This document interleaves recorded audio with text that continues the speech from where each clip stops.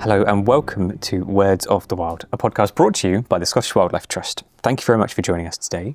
My name is Ed and I will be your host for this series. As always, I am joined by my fantastic colleague and co-host. Hi everyone, I'm Rachel. Thank you for tuning in. For episode 1 of season 2, we are back. We're back. Can't believe it. Possibly by popular demand. Maybe. Unconfirmed. But we are back. No, very, very excited to be back for a second season of Words of the Wild. We've got more stories to tell. We've been to more places. We've done more stuff, spoken to more people. It's all interesting. I'm very excited to be here. So what is up first, Ed? For our very first feature of season 2, we are heading up to Handa Island, so right off the kind of northwest coast of Scotland. So I was really lucky to go up there to record with the team there. Absolutely incredible spot. It is just alive with wildlife. The numbers of some of the coastal bird species and seabird species have dropped significantly over the past few years. A lot of it that is due to avian flu. But even then, there's still so many birds about. All sorts of stuff kind of kicking around the island. So it was a really incredible place to visit. Highly recommend it. I am very jealous. I'm sat here very bitter. I can't wait. I would love to go to Handa. And I'm saying I can't wait because I will go. It's in the cards. It has to be. It looks like an incredible place. So what was it like? Because I can imagine it's relatively remote. So it's not the easiest place to get to. How was it? Yeah, it was fantastic. So I live just outside Perth. It was a 4-and-a-bit-hour drive to get to Tarbert, where the boat goes from, and then the boat across was probably 10-15 minutes. So not long, but it just feels like such an adventure, just even setting foot on the island for the first time. It was absolutely incredible. Laura, the ranger who was out there for this season, and the team were absolutely brilliant. They all work incredibly hard and know their stuff as well. So they were absolutely fantastic. I was really lucky to stay on the island with them. We had mostly good weather. It was quite sunny. I was quite lucky. I think it could have been a lot wetter than it was, but it stayed nice for us. So I think it really kind of reinforced how remote it is. One of the days that I was out on Handa, the boat didn't run. The wind was too strong, so the boat couldn't get across because of the swell, and it felt quite isolating. We couldn't get across to the mainland even if we wanted to. If there had been an emergency, we would have had to have called the Coast Guard, I guess. So it really reinforced how remote some of those positions are. But absolutely incredible. No, it sounds like an incredible place to work, and it'll be fantastic to hear from Laura about it. Well, without further ado, I'll stop waffling about how incredible it is and let Laura tell you herself.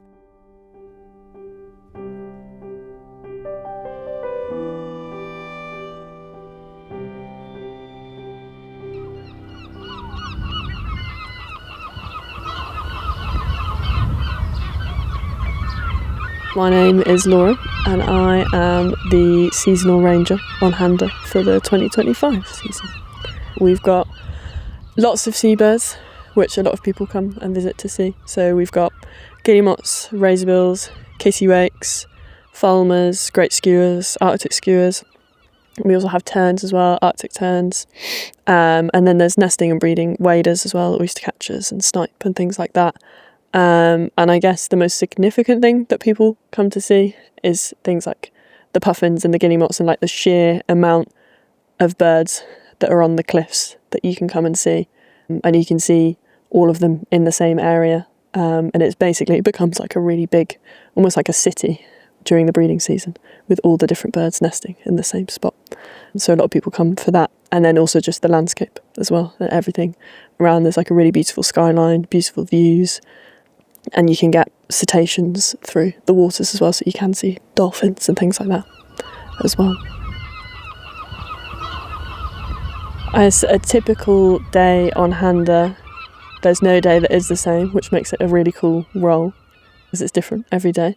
But typically I'm either out on the reserve doing some maintenance or like leading some volunteers in some maintenance, so doing like path work and things like that. And then we also do visitor duties, so like greeting visitors. So I'll train people up in how to greet the visitors, give a welcome talk and health and safety. And then also there's the seabird monitoring, and it changes throughout the season what a typical day looks like as well. At the start of the season, it's a lot of beach cleans, a lot of maintenance. And then during the breeding season, it's a lot of monitoring and looking at all the seabirds and see how they're doing and things like that. But yeah, a typical day can be anything from doing maintenance, and there's also office and admin things that happen as well. So no day is the same, but that's what makes it really, really nice.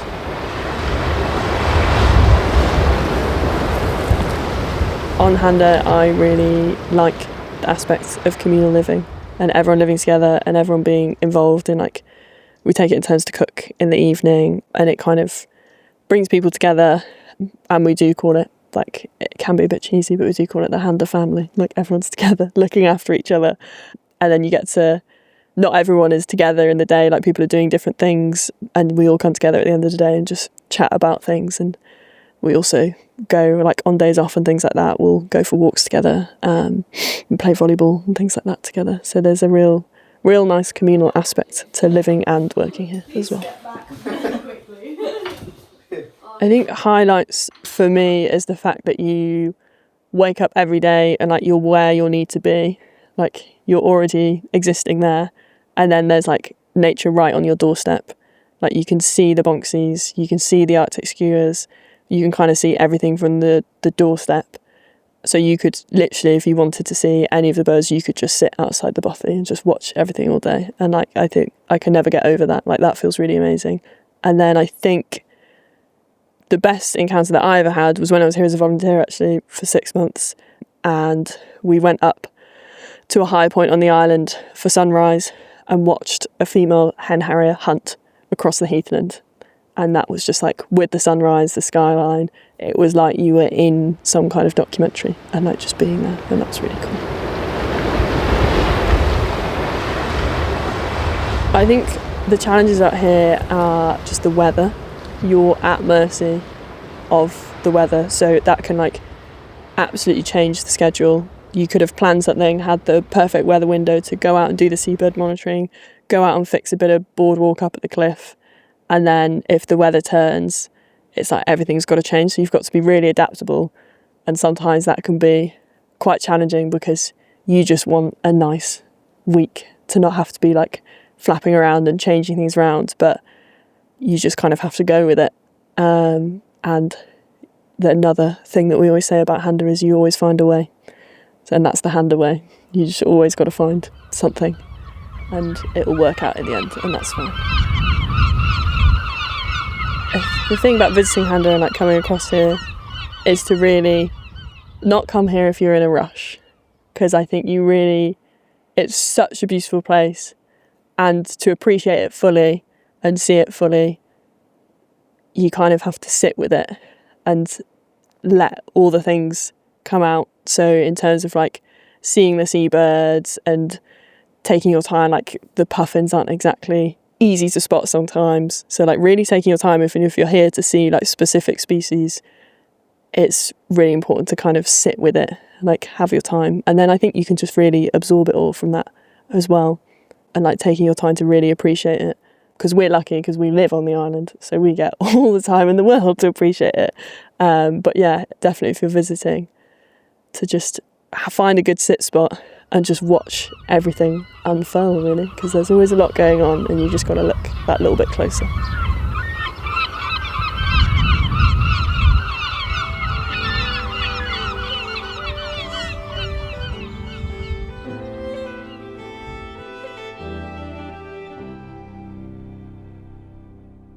So that was Laura, our seasonal ranger on Handa. What an incredible job. It must be fantastic. So one question I would quite like to know, Ed, because this is one of the reasons I would love to go to Handa, is the bird species. What species did you see? How was it? Quite a lot. Yeah, it was really, really cool. I mean, even just the boat across, there was all sorts about kind of just on the waters going across, and then on the island. So it's Handa is a significant place for skuas, so bonxies as they're called. So the team out there monitor the bonxies, but they were everywhere. So we went for a walk around the island and they were just all over the place. So it was amazing to see them and get some fantastic views of them. I also was really lucky. We went out to a couple of the lochans on the other side of the island where there's red-throated divers nesting, which were a first for me. I've not seen them before. absolutely stunning birds, really graceful looking things on the water, and then they kind of waddle onto the beach at the side of the water, and they are less graceful, but they're still very beautiful. They're very, very, very nice looking birds. I liked your reenactment there of how they kind move. of waddling here, yeah. Which leads nicely into our next feature for this episode. So fairly recently I caught up with our reserve manager for the Northeast, Rab Potter. Now Rab covers a fairly interesting kind of area of reserves. As the Northeast manager, a lot of his reserves are central Perthshire and out into kind of Angus, but he also is responsible for the management of Handa Island and looks after the team that are based up there. So it was really, really great to catch up with him for a day in the life.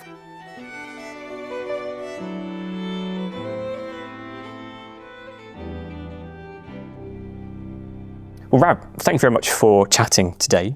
The first question really is, could you just tell us a bit about your role? Yeah, I'm Reserve Manager for the North East of Scotland, so I look after all the reserves there. Essentially what that means is that I take all the information that I can find about a reserve, looking at the species that are present, the habitats that are present, and then I write a management plan for that. And from that management plan, there's a huge big list of tasks, and then I have to get as much of that task done, whether that's through volunteers or staff or contractors. That in some ways is the easy bit. I then have to react to things that happen, like storm events. How long have you been at the Trust for? A long time. I started with the Trust as a volunteer in 1992, and I actually started employment in 1993. I look after 15 reserves, which is a really nice selection of woodlands, wetlands, grasslands, coastal, peatlands, everything in there. I bet that keeps you quite busy with 15 reserves. Obviously the outlier is Handa, that's tucked away.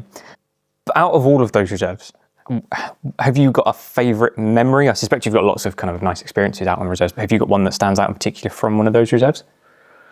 Possibly watching orcas off Handa, but as you say, lots of interesting memories.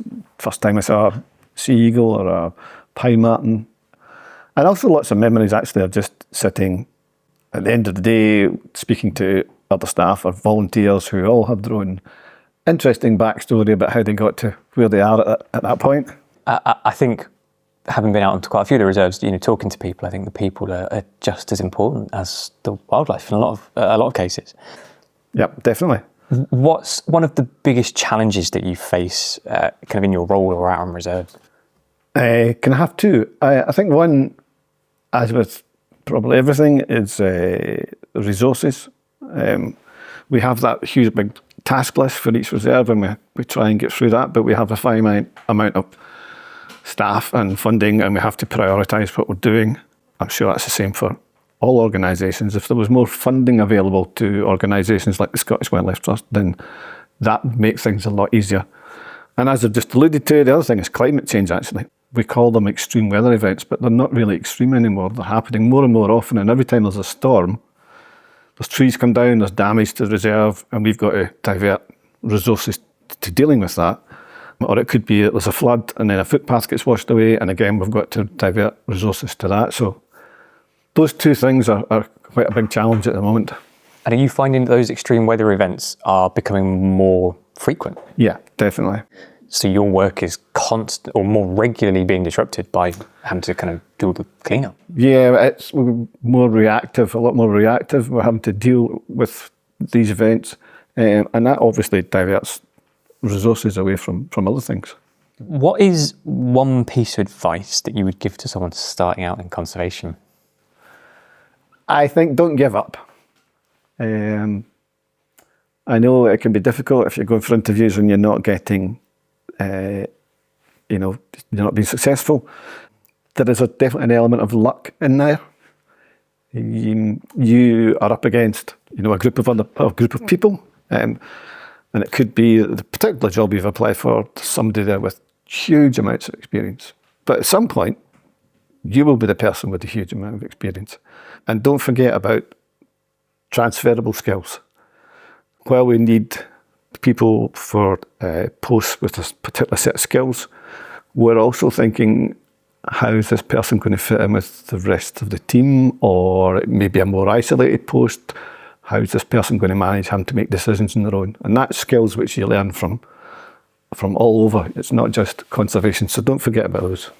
That's a good bit of advice. I like that.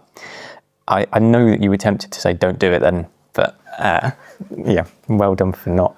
Yeah, you're not going into it for fame and fortune. What is something that you always have with you when you are out and about? Yeah, I would always make sure I would have a phone. But that's health and safety. I mean, that's basic. Yeah, I would always have my phone. I would always have my waterproofs. I would always have my mid repellent, possibly sunscreen. Who knows what you're going to come across? No, it's a good list. I think that the practical stuff is something that quite a few of our other guests have been a bit more, not extravagant, but cameras and binoculars and all that kind of stuff. But I like that you've just gone for these are the things that you need to be out and just be there. Possibly a hammer. It's a very versatile tool, and you never know what you're going to come across. What's one thing that you would tell people about the Trust's reserves? There's probably one close to you. Go out and have a look yourself. Go out and explore. There are some amazing sites to see out there. You just have to spend a bit of time actually visiting yourself.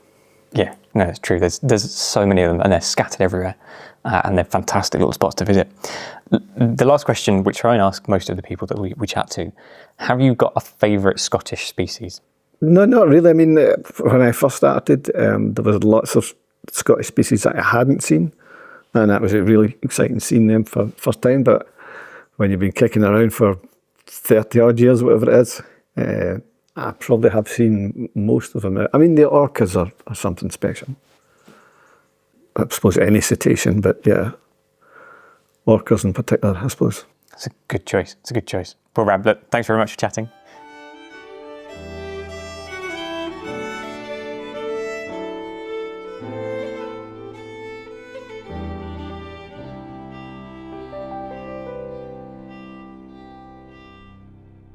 So yeah, that was fantastic to hear from Rab. Out of curiosity, Ed, where did you guys record? Yeah, we were supposed to be recording at our Loch Lowes Reserve, just outside Dunkeld. But when we recorded, there'd been some storms fairly recently. It was Storm Amy. So Loch Lowes had, it was quite a busy time for them clearing up some of the debris left. So we decided not to impose ourselves on the team, and we actually ended up in Rab's kitchen. So a huge thank you to Rab for the cup of tea. I will say I provided biscuits, so yeah, I did take biscuits just as a little thank you for inviting me into his house.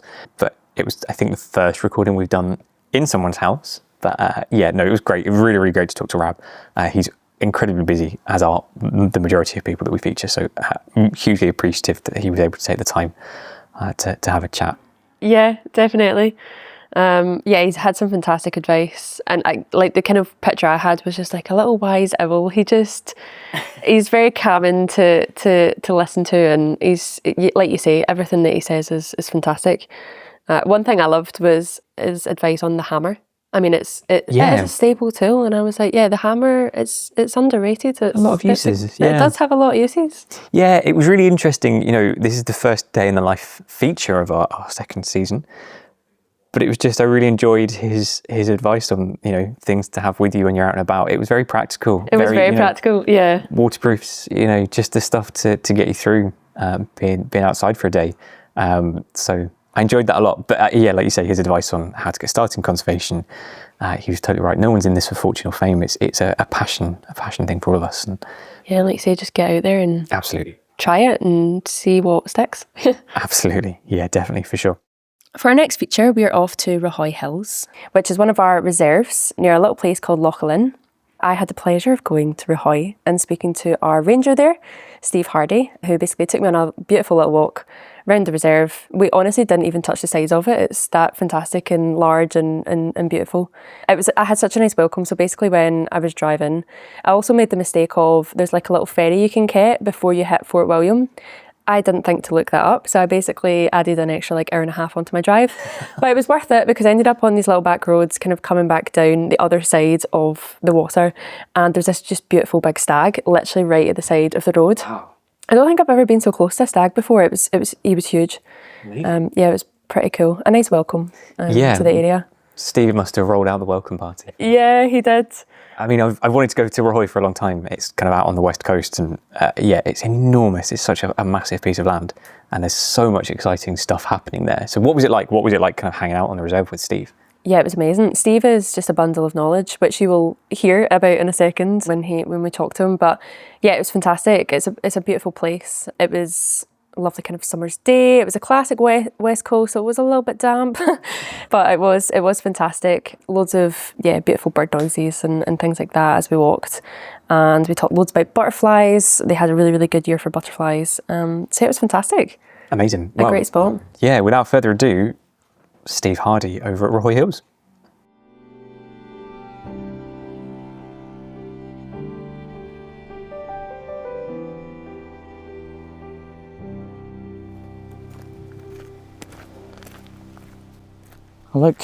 I've really become fond of the sparrowhawk. Not that it's a Rahoy speciality, but just I've got such admiration for it, and I've sort of watched them a great deal. And at this time of the year, the young ones are on the wing and they're having to become independent and learn how to hunt. And just watching those young birds trying to survive has made me sort of become quite attached to them. And they're just incredibly agile and fast and amazing predators. Hello, I'm Steve Hardy. I've been the ranger for 25 years. Most of my work is certainly spring and summer work, monitoring, survey work, and then it lessens off in the winter, and it's mainly kind of checking fences in the winter after storms, things like that. Just generally keeping an eye on the place. But yeah, spring is really busy. Butterfly monitoring, bird monitoring, upland plant monitoring, keeping an eye on deer numbers. So yeah, long-term monitoring is mainly what I've been doing. We've had a ranger present here since 1988. So we've got a really long data set going back. So it's really important to continue with that, and so we can keep comparing data, particularly for things like butterflies, which you have to monitor over a long period to look at trends and see how they're doing. So, what sort of habitat and species can we find here at Rahoy? Well, that's what makes Rahoy special, and that's what it's famed for. It's got such a variety of habitats, and that's obviously mirrored in its variety of wildlife and biodiversity. So originally, when the reserve was set up and sort of discovered, if you like, and became a reserve in the 70s, it was because of and for the Arctic alpine communities up on the high tops around the basalt cliffs up there, and the basalt cliffs are base rich, which enriches the soils up there, and we actually refer to them sometimes as upside down hills because they're actually more fertile and richer up there than they are lower down because of the basalt, and that's created a great environment for a community or communities of Arctic alpine plants, including some very rare ones. So that's why the reserve was established initially, but then it was extended to include much lower down habitats. So if you come down from the high tops, you come down onto the moorlands where we've got 5 hillocks, and then you've got the streams flowing down from the hillocks through the moorland into these beautiful river gorges that we're walking beside right now. And also we've got a nice Atlantic oak wood, Arianus wood. So it's that variety of habitat, mixture of habitat, that makes it really, really special. And that, as I said, because of that, we've got such a variety of wildlife and nature. So obviously upland species, golden eagles, golden plovers, green shank around the lochans, red-throated divers. And then you come down into the woodland and you've got specialist woodland species, Atlantic oak wood specialists like wood warbler, redstart, spotted flycatcher, species like that, as well as all your normal species you'd expect, tree creepers and woodpeckers and all those kinds of things. And also, as well as all that plant life, on the tops, we've got this amazing habitat in the woods for its mosses and liverworts and bryophytes and lichens. It's incredibly rich. It's referred to as a rainforest, and it's because it's a damp environment close to the sea, and the air is also so clean, and it's just ideal for all these amazing plants around these trees, all this greenery and moss. And I almost wish the listeners could kind of see what we're seeing, because it is just absolutely incredible, and you can see so many of these kind of types of species that you've just mentioned. It's a beautiful sight. We've got a fantastic diversity of insect life, 21 species of butterfly, 16 dragonflies and damselflies, and I monitor those on transects. I have to walk them once a week from the end of April right through till the end of August, but I need sunny weather for that, so it's really tricky sometimes to find that window of opportunity to get out and monitor them, but I manage it mostly.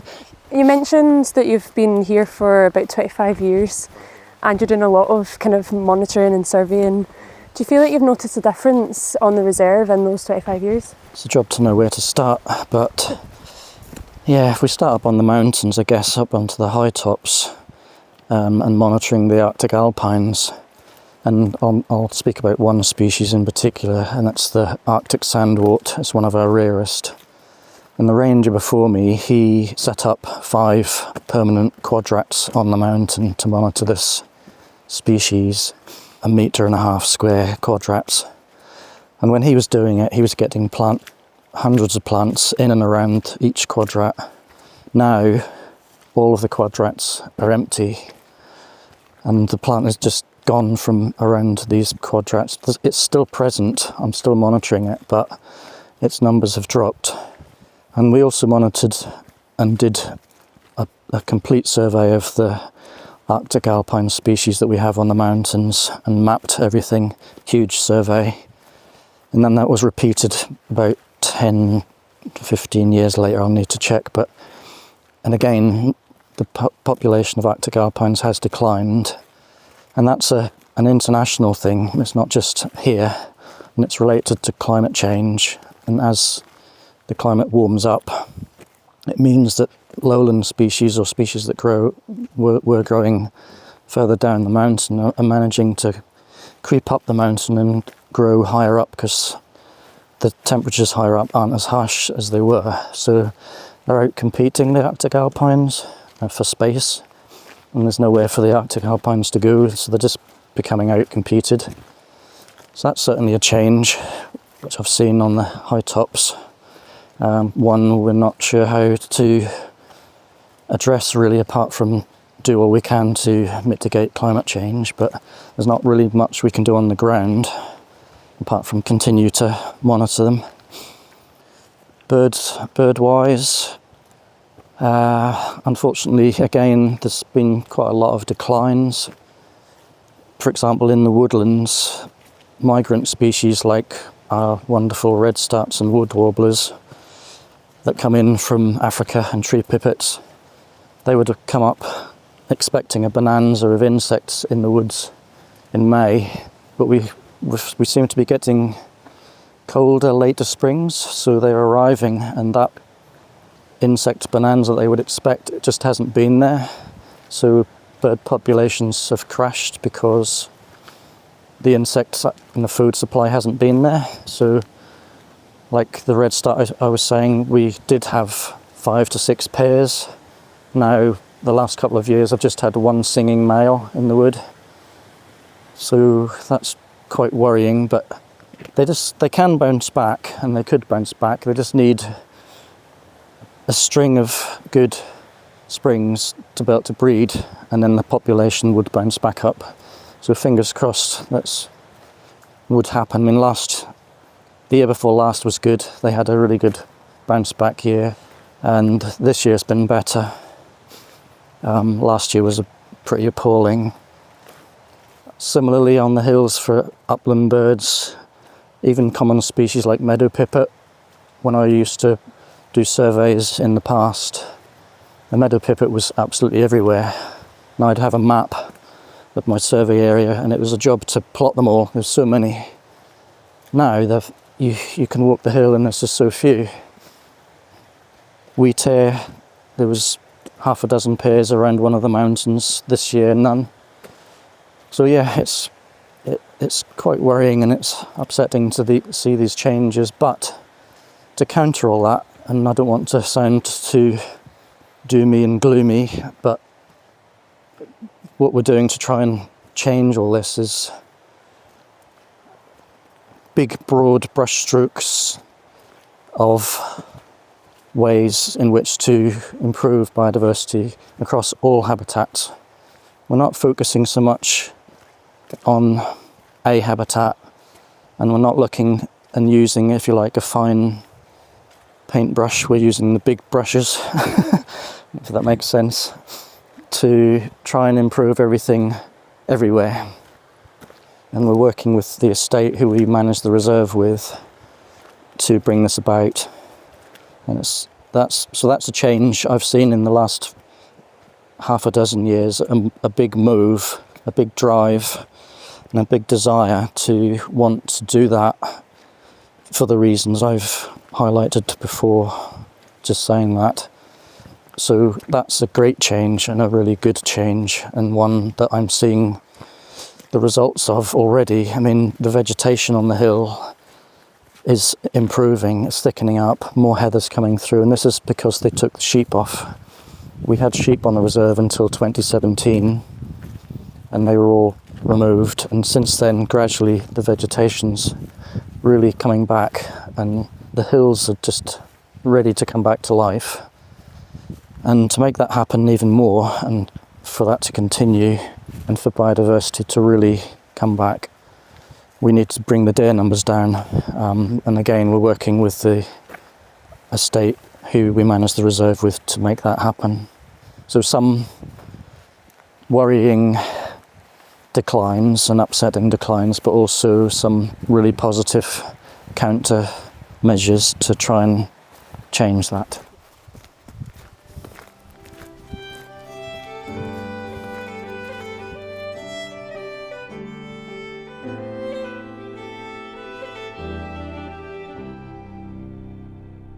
So that was Steve Hardy, our ranger over at Rahoy Hills.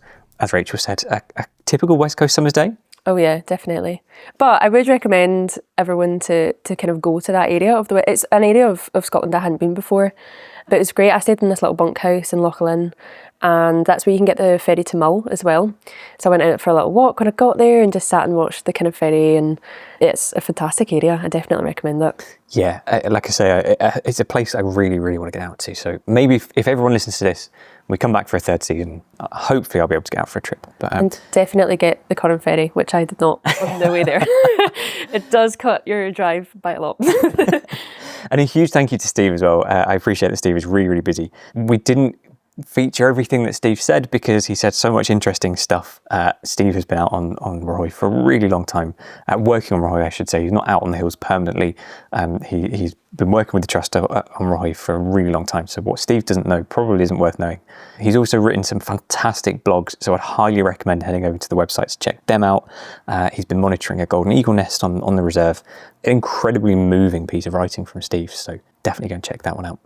So our final feature for this episode is with our fantastic Chief Executive, Joe Pike. So we were really lucky to sit down with Joe and have a chat, have a look at the series ahead, some of the highlights of the past year, and just have a bit of a chat and a catch up with Joe, really.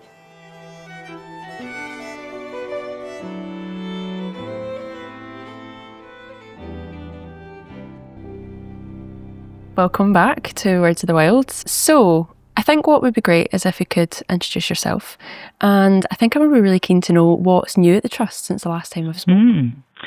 So I'm Joe Pike. I'm the Chief Executive of the Trust, and I've been working with the Trust since 2010, but in this role since 2019.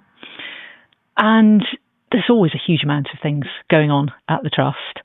last year, when I did this podcast with Ed, I think it was in the summer of 2024. So we were celebrating our 60th anniversary at that point, and that was quite a milestone year for the Trust.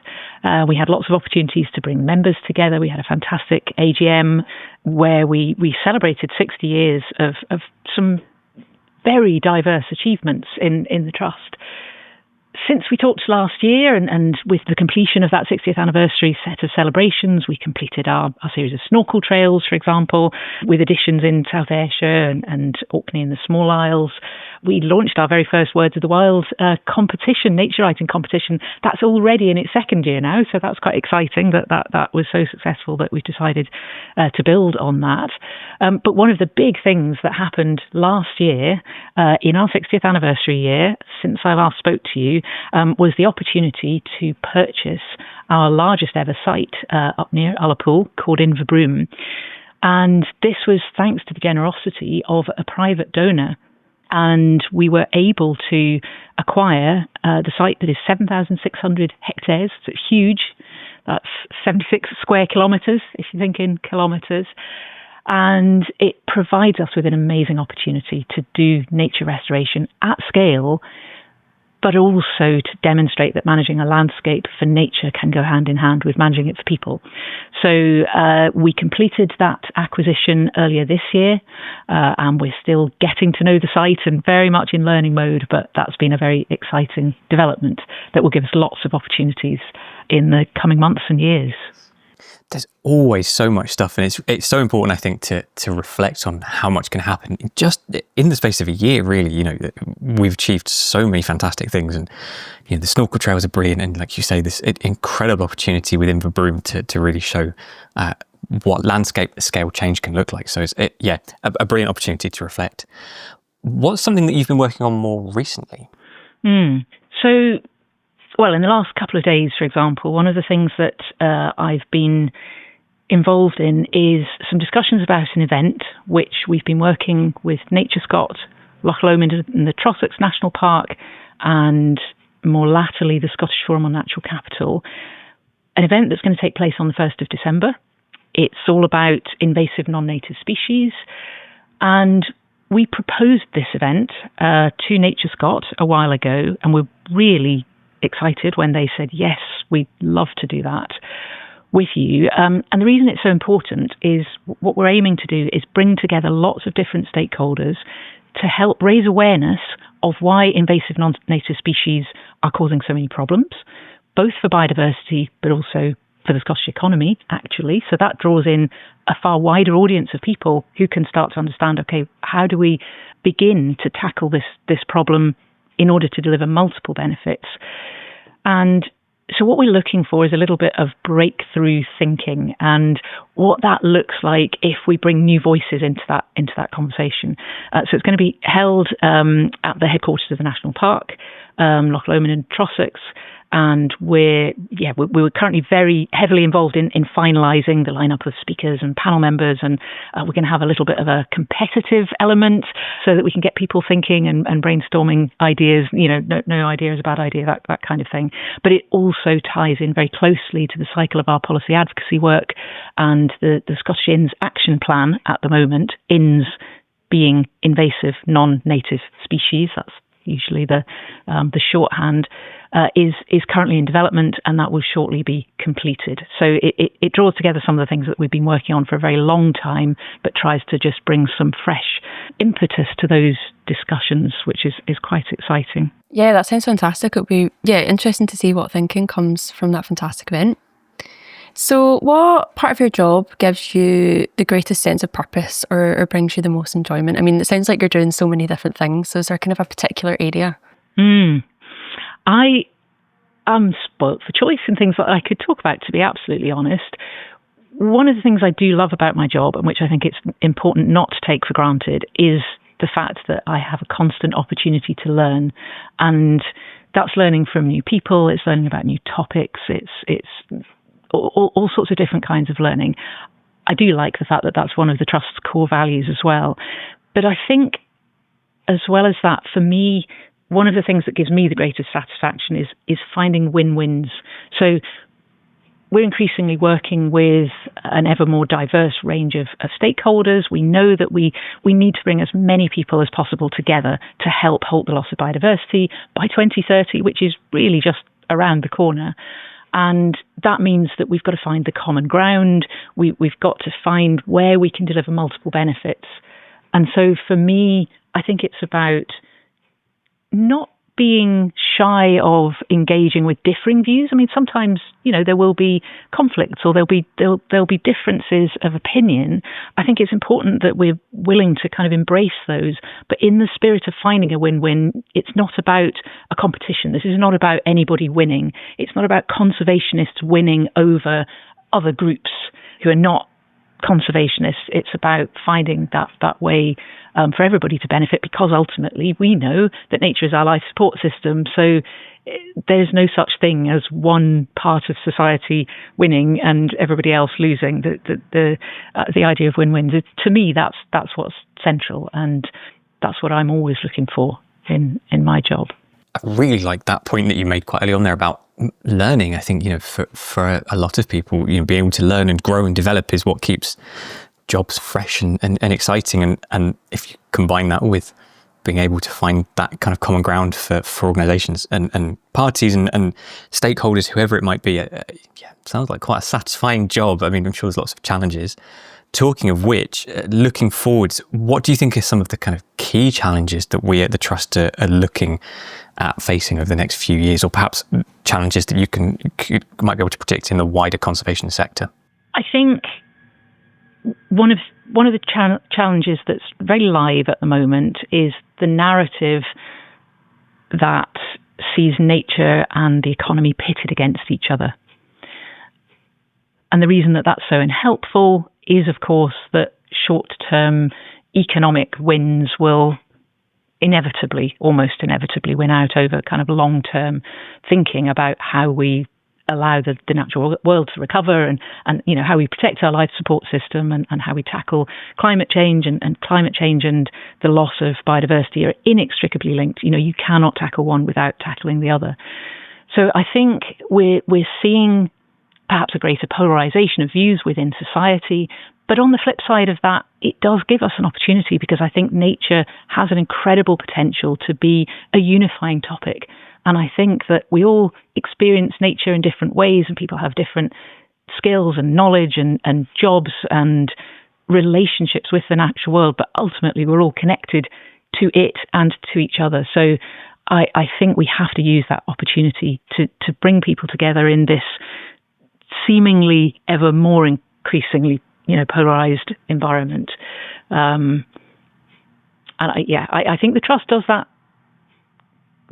well. I say that only, we should always be trying to do things better. We can't be complacent, because the scale of the challenge really is huge, and it can sometimes be overwhelming to people. But I think that's where it's good to pause and think, no, actually, we are making steps forward and we are finding common ground with people. And that does make a difference, and that does build into bigger long-term change. Yeah, it's a great way of thinking at it. I mean, I guess you've kind of already touched on this, but obviously we've got, like you say, kind of our 2030 targets right around the corner. But how do you personally stay hopeful in this kind of face of, the kind of twin climate and biodiversity crisis? I think, personally, I'm quite lucky that I take a lot of pleasure in small things. So I love big ideas. I enjoy strategic thinking. I believe it's incredibly important that we set ambitious goals and that we're prepared to do things differently and, tread where we've not trodden before, even if we don't actually see the precisely defined path in front of us.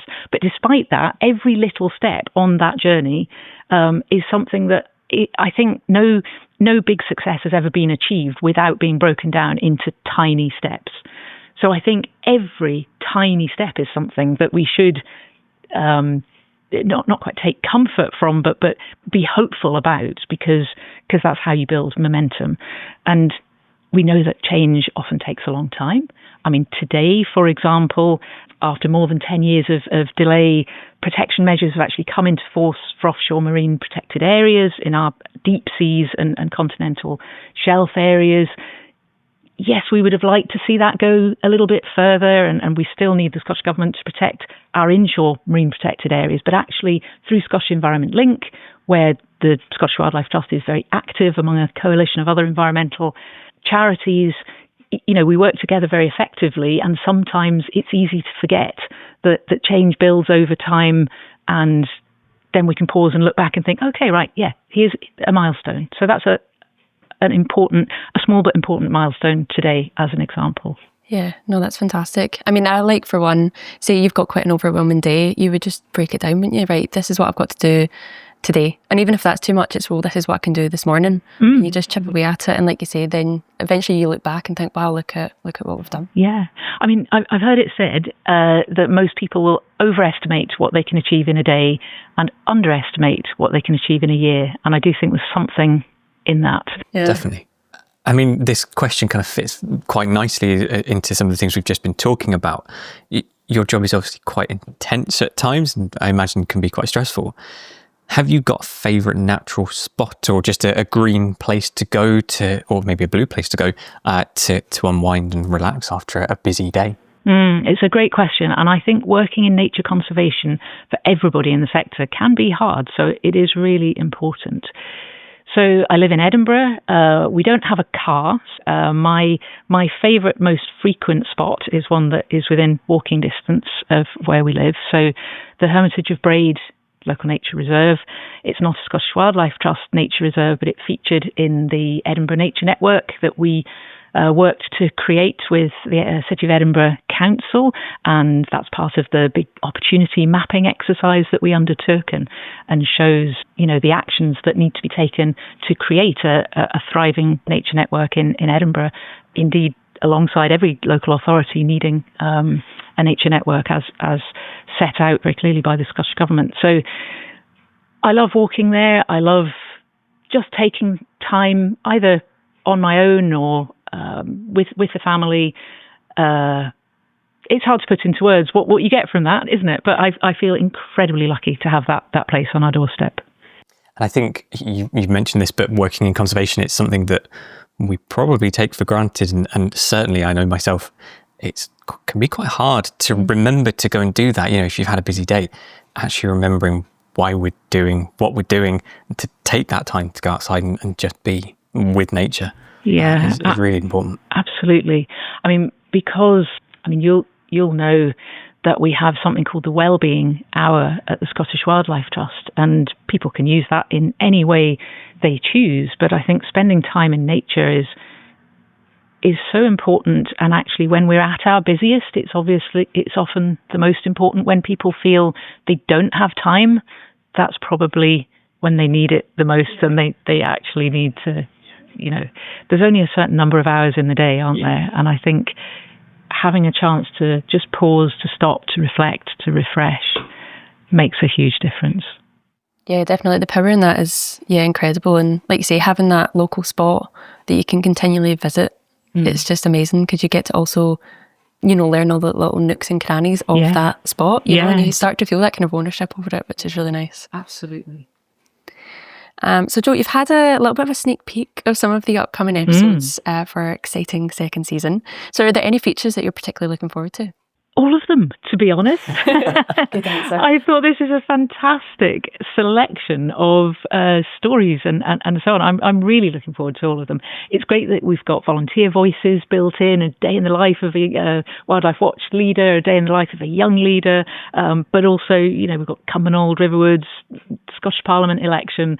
I think listeners will hopefully be spoilt for choice, and I'm one of those listeners, so I'm really looking forward to listening to all of them.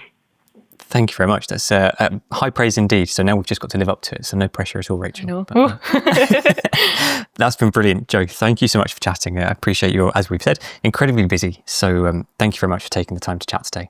No, thank you. Thanks, Ed, and thanks, Rachel. Look forward to listening to the whole series.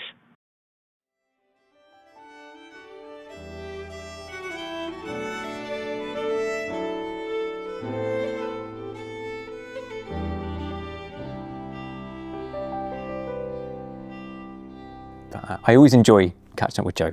It's always a good conversation. Yeah, she's always absolutely fantastic. I was really liking what she was saying about her, her kind of thought process when it comes to win-wins, because that's a really tricky thing in conservation, isn't it? Because everyone is coming from different angles. We've got all these different land uses and people from different sectors that it makes it really, really tricky. But I think Jo tackles it with such a kind of great perspective and kind of passion that absolutely. It's brilliant. Yeah, and the other thing that I always enjoy hearing Jo talk about really is her job focuses on such big scale things, strategy and how we can make these enormous changes. But she never overlooks the detail and those small steps. And it's, what Jo was saying there about staying hopeful in the face of these kind of twin biodiversity and climate crises is focusing on the small stuff, those everyday wins or, even every hour wins, just those little things that we achieve on a daily basis. It's so important to remember them that every little step is a victory. 100%. And like when, we were talking about, what has changed or happened in the year since we've last spoke to Jo on the podcast, and that just shows you, in that year what amazing work can happen. Yeah, and it's so easy to forget, isn't it? In a year, how much we can achieve. And that kind of analogy that Jo gave of we overestimate what we can achieve in a day, but underestimate what we can achieve in a year. Yeah, I love that. It's very true. It's very true. Yeah. Well, that has been our first episode of our second season of Words of the Wild. Very exciting. So glad to be back. It's brilliant to be back on the microphones and hopefully bring you some very exciting stories. So thank you everyone for listening. As always, if you'd like to get in touch, please do just drop us an email. You can get in touch via communications@scottishwildlifetrust.org.uk. Please do just drop us a line. Any thoughts, questions, comments, we'd love to hear from you. Thank you very much for listening. Brilliant to be back. See you for episode 2. Very soon.